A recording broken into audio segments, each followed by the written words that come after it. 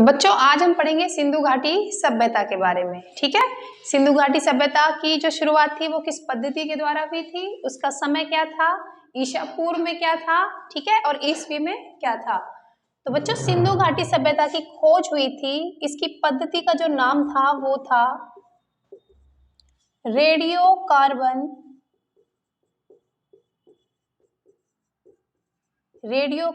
C14। ठीक है ना, ये पद्धति का नाम आपको याद रखना है। ठीक है, कौन सी पद्धति थी, रेडियो कार्बन C14। अब देखिए इसका समय, सिंधु घाटी सभ्यता का समय, यदि समय आपसे पूछा जाता है ईसा पूर्व में तो क्या होगा, इसका समय होगा 2400 ईसा पूर्व से लेकर 1700 ईसा पूर्व।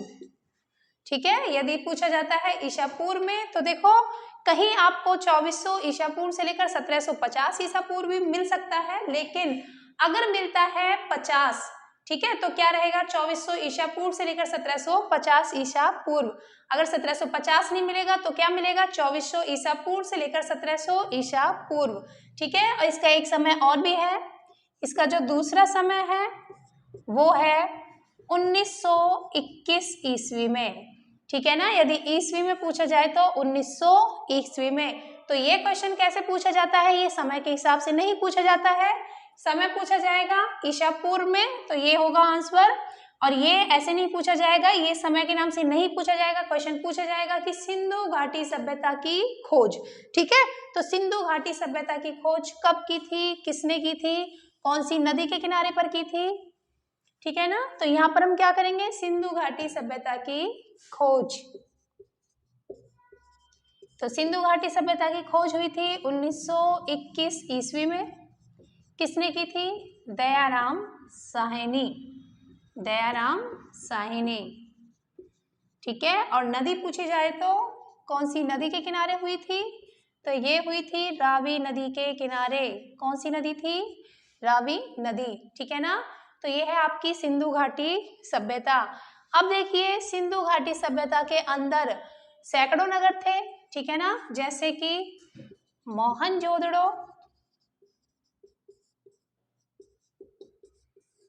सुतकोतदा, हड़प्पा, कालीबंगन, रंगपुर, चहुंदड़ो। ठीक है ना, तो काफी नगर थे, इसमें सैकड़ों नगर थे। तो बच्चों देखो सबसे ज्यादा जो एग्जाम में क्वेश्चन पूछे जाते हैं वो किससे पूछे जाते हैं, मोहनजोदड़ो से। ठीक है, दूसरे नंबर पर जो नगर आता है वो कौन सा है, हड़प्पा। ठीक है ना, अब हम किसके बारे में पढ़ेंगे, मोहनजोदड़ो के बारे में, कि इसकी खोज कब हुई थी, किसने की थी, ठीक है ना, किस तरह से हुई थी, कौन सी नदी के तट पर इसे खोजा गया। देखो सिंधु घाटी सभ्यता से जो क्वेश्चन बनते हैं ये 4-5 क्वेश्चन बनते हैं, बाकी जो ज्यादा इंपॉर्टेंट है वो इसमें एक नगर है, वो कौन सा है, मोहनजोदड़ो। ठीक है, तो अब हम किसके बारे में पढ़ेंगे, मोहनजोदड़ो के बारे में। तो इसका जो सबसे, सिंधु घाटी सभ्यता का सबसे बड़ा, प्रसिद्ध और सुव्यवस्थित नगर कौन सा है, मोहनजोदड़ो। ठीक है ना, कौन सा है, मोहनजोदड़ो। ठीक है, अब हम किसके बारे में पढ़ेंगे, मोहनजोदड़ो के बारे में। क्वेश्चन कैसे पूछा जाएगा, सिंधु घाटी सभ्यता का सबसे बड़ा नगर कौन सा है, मोहनजोदड़ो। सबसे प्रसिद्ध नगर कौन सा है, मोहनजोदड़ो। सबसे सुव्यवस्थित नगर कौन सा है, मोहनजोदड़ो। तो देखो इसको बड़ा क्यों कहा गया है, ये लगभग, ठीक है ना, ऐसा अनुमान लगाया गया था कि ये लगभग 200 हेक्टेयर के बीच में बसा हुआ था, और इसके चारों तरफ सुव्यवस्थित क्यों कहा गया है, इसके चारों तरफ बहुत ही ऊंची ऊंची दीवार थी, बाउंड्री थी। ठीक है ना, तो इसीलिए इसको क्या कहा गया है, सुव्यवस्थित। ठीक है, प्रसिद्ध था, क्यों प्रसिद्ध था, क्योंकि इसके अंदर जो मकान बने हुए थे वो कैसे थे, वो पक्के मकान थे, यानी ईंटों के बने हुए थे, 2-2 3-3 मंजिला थे, उनके अंदर क्या थे, रसोई घर भी थे, ठीक है, और स्नान घर भी थे, ठीक है ना, इसी कारण। अब देखेंगे हम मोहनजोदड़ो की खोज।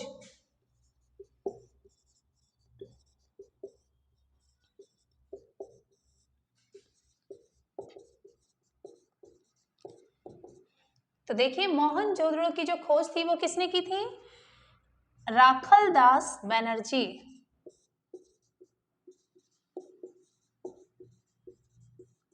कभी कभी ऑप्शन में ये भी दे देते हैं R.D. बनर्जी। ठीक है ना। समय क्या था? समय था 1922 ईस्वी। ठीक है।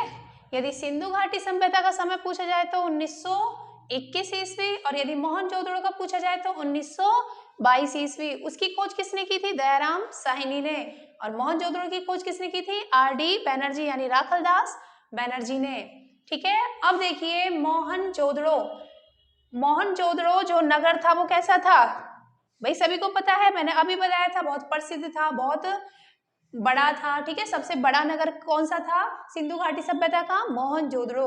अब देखिए इसकी खोज की क्या जरूरत पड़ी थी, कैसे हुई थी इसकी खोज? तो ये कौन है? हमारे राखलदास बनर्जी, जिन्होंने किसको खोजा था? मोहनजोदड़ो को।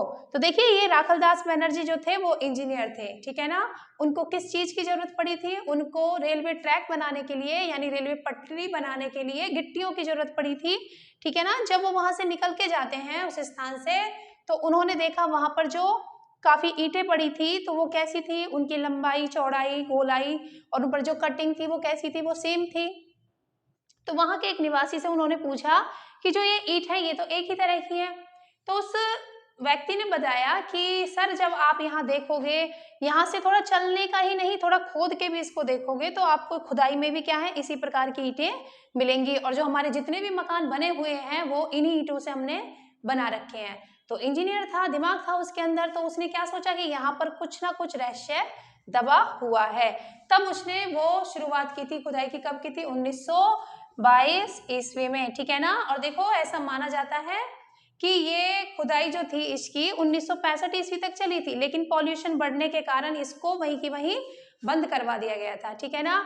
अब देखिए जब मान लो ये हमारी कोई बिल्डिंग है और बाढ़ आती है, इसका जो विनाश का कारण है, आपने मूवी भी देखी होगी मोहनजोदड़ो, तो उसका विनाश का कारण क्या बताया गया है? बाढ़ बताया गया है। तो बाढ़ आने के कारण क्या है? उस वो तो सारा दब गया था, लेकिन जो बाउंड्री थी वो ऐसी की ऐसी मिली थी। तो उन्होंने खोदते खोदते उनको पता चला था खुदाई में कि जो वो मकान थे वो कितने कितने मंजिलों के बने हुए थे? दो दो तीन तीन मंजिला बने हुए थे। ठीक है ना। और वो कैसे थे? वो पक्की ईंटों के थे। ठीक है ना। उनके अंदर क्या है? रसोई घर भी थे, बाथरूम भी थे, बाथरूमों के अंदर नालियां भी थी। बहुत इंपॉर्टेंट क्वेश्चन है कि सबसे पहले नाली की शुरुआत कहाँ से हुई थी? तो सिंधु घाटी सभ्यता से हुई थी। और वो नाली ऐसी नहीं थी, वो नाली किसकी बनी हुई थी? लकड़ी की। ठीक है। यदि पूछा जाए कि सिंधु घाटी सभ्यता में जो नालियां पाई गई थी वो किस प्रकार की बनी हुई थी? वो लकड़ी की बनी हुई थी। ठीक है ना। तो ये थी आपकी मोहनजोदड़ो यानी सिंधु घाटी सभ्यता। ठीक है। अब देखेंगे उसके बाद सिंधु घाटी सभ्यता, सिंधु घाटी सभ्यता के सर्वाधिक, सर्वाधिक समझते हो ना? सबसे अधिक, सर्वाधिक अवशेष कहां से प्राप्त हुए? तो कहां से प्राप्त हुए? ये हुए थे गुजरात से। ठीक है ना। आगे बात समझ में? कहां से प्राप्त हुए थे? गुजरात से। देखो बच्चों मैं आपको अब जितने भी आपके ऑब्जेक्टिव बनते हैं, वन लाइनर क्वेश्चन बनते हैं इंपोर्टेंट, मैं आपको यही बताती जाऊंगी। सारे बच्चे आप नोट्स कर सकते हो या फिर स्क्रीनशॉट ले सकते हो, लिखने का टाइम ना हो तो। हाँ जी, एक चीज और याद रखनी है, यदि इसकी नदी पूछी जाए तो, इसकी नदी पूछी जाए कि मोहनजोदड़ो जो नगर था वो कौन सी नदी के किनारे पर पाया गया था, तो नदी कौन सी थी? सिंधु नदी। और यदि सिंधु सभ्यता का पूछा जाए तो रावी नदी। ठीक है। इन दोनों नदियों को आपको विशेष ध्यान देना है। ठीक है ना, खोज के साथ साथ।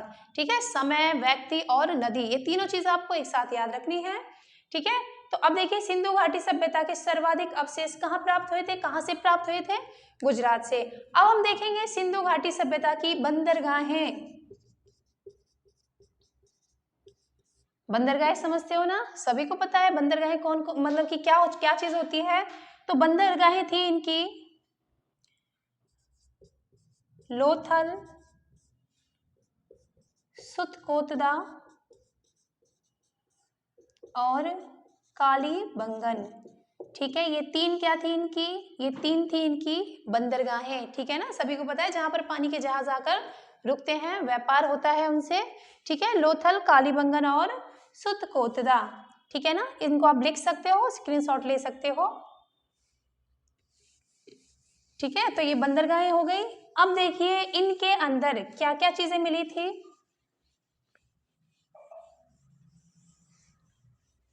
जो सिंधु घाटी सभ्यता है, जो आपकी प्राचीन सभ्यता है, इसके अंदर क्या क्या चीज मिली थी। जैसे कि चलो मैं आपको थोड़ा ओरल भी बता देती हूँ, उससे आपको अच्छा याद रहेगा। देखो क्या क्या चीजें मिली थी, मैंने अभी आपको बताया।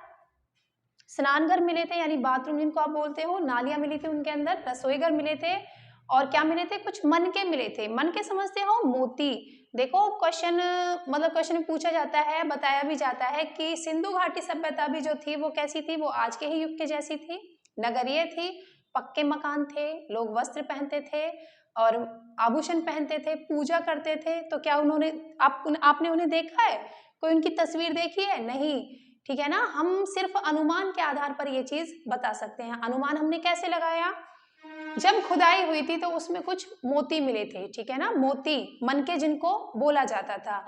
तो देखो कोई माला नहीं मिली थी, कोई हार नहीं मिला था। उन मोतियों से अनुमान लगाया जाता है कि उस जमाने के लोग भी आभूषण पहनते थे। ठीक है ना, अग्निकुंड पाए गए हैं। अग्निकुंड समझते हो ना, जिनमें हवन वगैरह होता है, तो कोई पूजा करता हुआ नहीं मिला था। ठीक है ना, तो क्या मिला था, सिर्फ अग्निकुंड पाए गए थे। तो उससे अनुमान लगाया गया था कि सिंधु घाटी सभ्यता के लोग भी पूजा पाठ करते थे।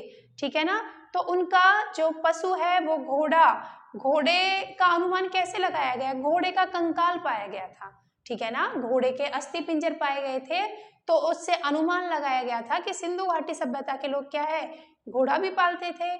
ठीक है ना, इसी तरीके से। तो अब देखिए सिंधु घाटी सभ्यता, सिंधु घाटी सभ्यता के जो प्रमुख स्मारक था, प्रमुख स्मारक क्या थे, वो थे वृहत स्नानागार।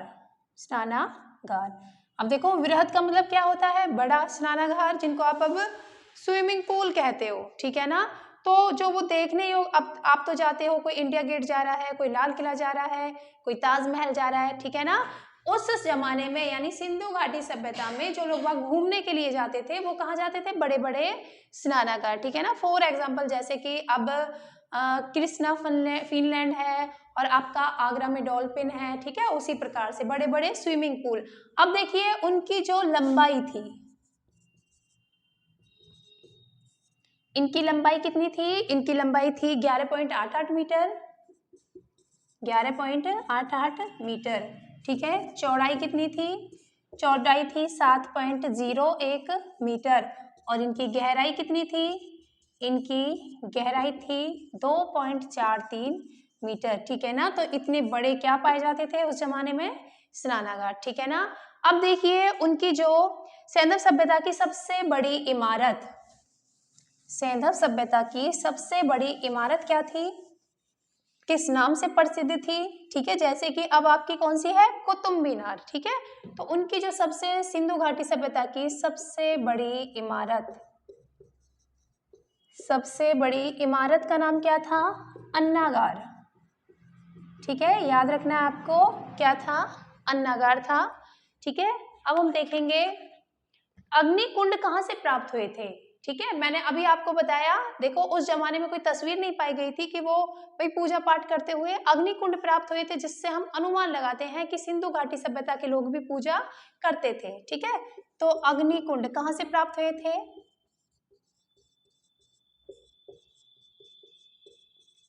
अग्निकुंड कहाँ से प्राप्त हुए थे,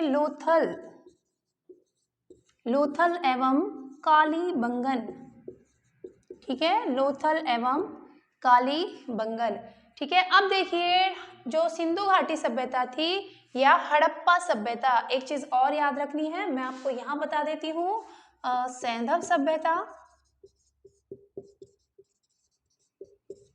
सिंधु घाटी सभ्यता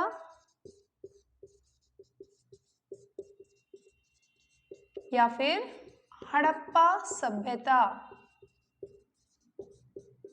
ठीक है, ये तीनों नाम क्या है, ये सिंधु घाटी सभ्यता के ही नाम है। ठीक है, आपको कंफ्यूज नहीं होना है। सिंधु घाटी सभ्यता के नाम से क्वेश्चन पूछा जाए तो भी सिंधु घाटी सभ्यता होगी, सैंधव सभ्यता पूछा जाए तो भी सिंधु घाटी सभ्यता होगी, हड़प्पा सभ्यता पूछा जाए तो भी सिंधु घाटी सभ्यता के बारे में ही क्वेश्चन पूछा जा रहा है। ये आपको ध्यान रखना है। अब देखिए, आप कहोगे मैडम अभी तो आपने बताया था ये नगर है, ठीक है ना, तो देखो ये सिंधु घाटी सभ्यता का सेकंड वाला जो नगर है, सबसे बड़ा कौन सा है, मोहनजोदड़ो। दूसरे नंबर पर कौन सा है, हड़प्पा। यदि हड़प्पा नगर के बारे में पूछा जाए, ठीक है ना, हड़प्पा के पीछे क्या लिखा आएगा, नगर लिखा आएगा, तो समझ लेना हड़प्पा नगर से क्वेश्चन पूछा जा रहा है। यदि हड़प्पा सभ्यता लिखा आता है तो वो सिंधु घाटी सभ्यता का ही क्वेश्चन पूछा जा रहा है। ये चीज आपको विशेष ध्यान रखनी है। ठीक है, तो अब देखिए मोहनजोदड़ो से जो मूर्ति प्राप्त हुई थी, ठीक है ना, मूर्ति, तो मूर्ति किसकी प्राप्त हुई थी, एक नर्तकी की। नर्तकी समझते हो ना, एक नाचती हुई महिला की, और वो कौन सी धातु की थी, कांस्य। ठीक है ना, तो वो मूर्ति किसकी थी, कांसे की मूर्ति थी। ठीक है ना, तो जो धातु पाई गई थी, कौन सी धातु पाई गई थी, कांसा पाई गई थी, इसीलिए इसे कांस्य युग के नाम से भी जाना जाता है। सिंधु घाटी सभ्यता का दूसरा नाम क्या है, कांस्य युग। ठीक है ना, कांस्य युग भी कहा जाता है इसे। तो अब देखिए इसमें जो मोहरें थी, ठीक है, सिंधु घाटी सभ्यता की मोहरें, जो मोहर थी, मोहर समझते हो ना, स्टैंप, ठीक है, स्टैंप जो होती है, तो उस पर किस चीज का चित्र बना हुआ था, ठीक है ना, क्या अंकित था, हड़प्पा की मोहरों पर क्या अंकित था, तो हड़प्पा की मोहरों पर क्या अंकित था, एक श्रृंगी पशु। एक श्रृंगी पशु का मतलब समझते हो, एक सींग वाला, और कौन सा रहता है वो, कौन सा रहता है भाई, गैंडा। ठीक है ना, कौन सा रहता है, गैंडा। तो हड़प्पा यानी सिंधु घाटी सभ्यता की मोहरों पर क्या अंकित था, तो वो था एक श्रृंगी पशु। ठीक है, ऑप्शन में ये भी आ सकता है, ऑप्शन में ये भी आ सकता है। ऑप्शन में यदि 4 पशु दिए होंगे तो क्या आएगा, गैंडा, या फिर इस तरह से भी पूछा जा सकता है, एक श्रृंगी पशु। आपको पता होना चाहिए एक सींग वाला पशु कौन सा रहता है, गैंडा रहता है। अब देखिए मनके बनाने के कारखाने, मनके, जैसे कि मैंने अभी आपको बताया था भाई, उस जमाने में मोती पाए गए थे, माला या हार नहीं पाए गए थे, कि कुछ आभूषण नहीं पाए गए थे, जिससे हमको ये पता चले कि भाई उस जमाने के लोग आभूषण भी पहनते थे, मनके पाए गए थे, मोती पाए गए थे। ठीक है, तो मनके बनाने के कारखाने,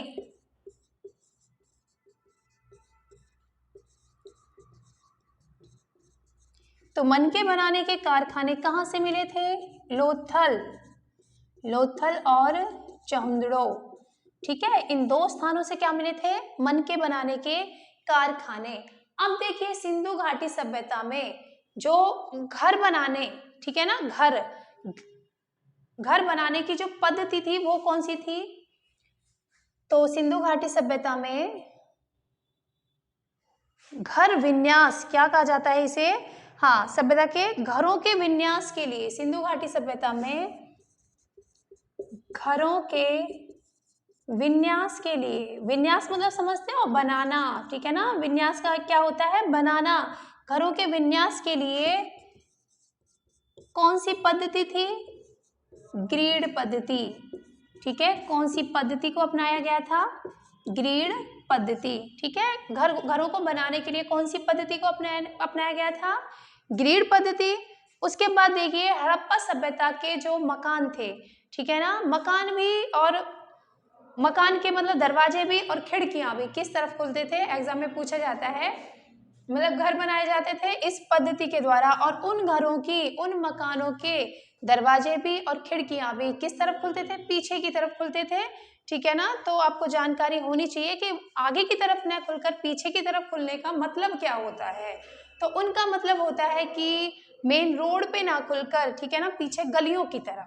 ठीक है, एक नगर था जिसके दरवाजे भी और खिड़कियां भी मुख्यतः क्या है, सड़क पर ही खुलते थे, वो कौन सा था, वो लोथल था। ठीक है ना, इस चीज को आपको ध्यान रखना है। ठीक है, अब देखिए सैंधववासी यानी सिंधु घाटी सभ्यता के लोग मिठास का प्रयोग, मिठास के लिए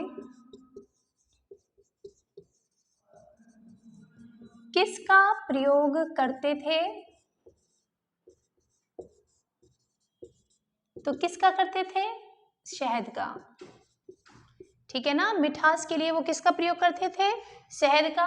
अब देखिए चावल की खेती, सिंधु घाटी सभ्यता में चावल की खेती के प्रमाण, चावल की खेती के प्रमाण कहां से मिले? तो ये कहां से मिले? रंगपुर। ठीक है, रंगपुर और लोथल। कहां से मिले थे? रंगपुर और लोथल। ठीक है ना।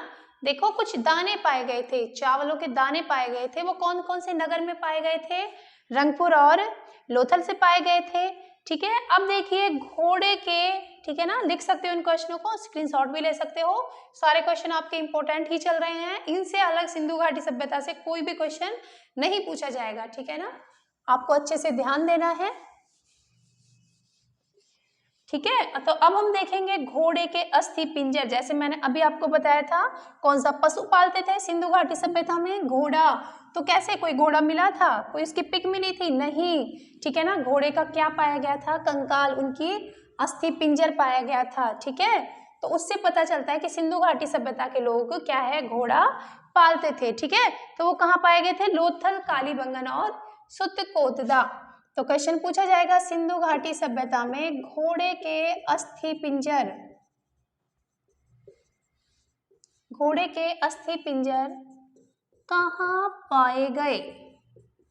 ठीक है, तो 3 स्थान थे, तीनों स्थान आपके वो ही थे जो सिंधु घाटी सभ्यता की बंदरगाहें थी। ठीक है, कौन कौन सी थी? मैंने अभी थोड़ी देर पहले आपको बताया था, लोथल, कालीबंगन और तीसरा कौन सा था? सुत्तकोटदा।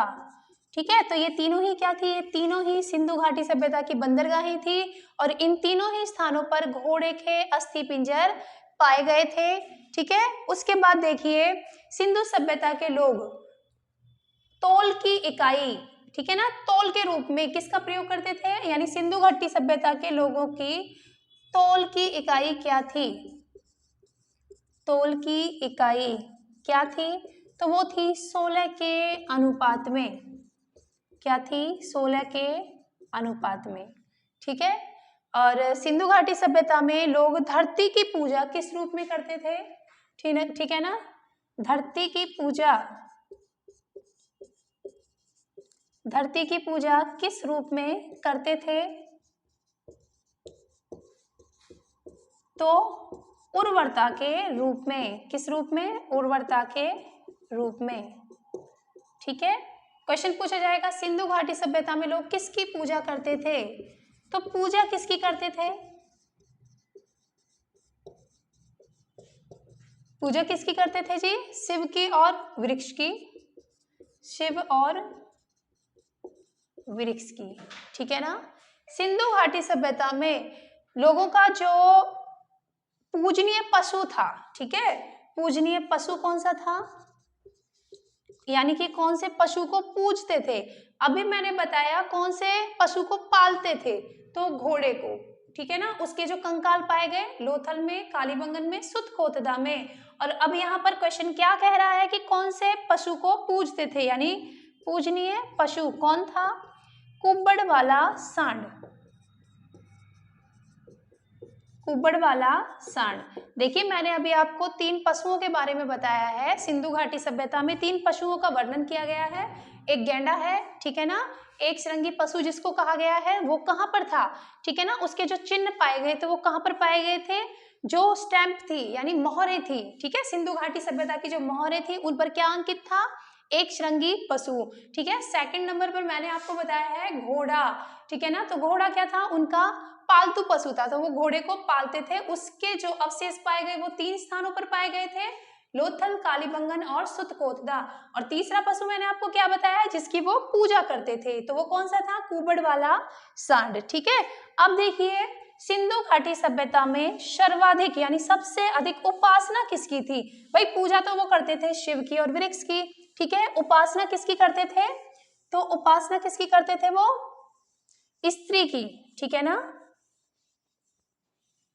ठीक है, दोनों तरह से याद रखना है। यदि पूजा पूछी जाए तो शिव और वृक्ष की, और यदि उपासना पूछी जाए उपासना तो मातृ देवी, ठीक है ना, मातृ देवी या फिर मातृ शक्ति, ठीक है। क्यों, क्या रीजन था इसका? ठीक है, देखो मैंने आपको वैदिक सभ्यता पढ़ाई थी तो उसमें मैंने बताया था उसको किसकी प्रधानता दी गई है? पिता की, क्योंकि उनका जो प्रशासन था कहाँ से शुरू होता है? वो कुल से शुरू होता है और कुल का मुखिया कौन रहता है? पिता।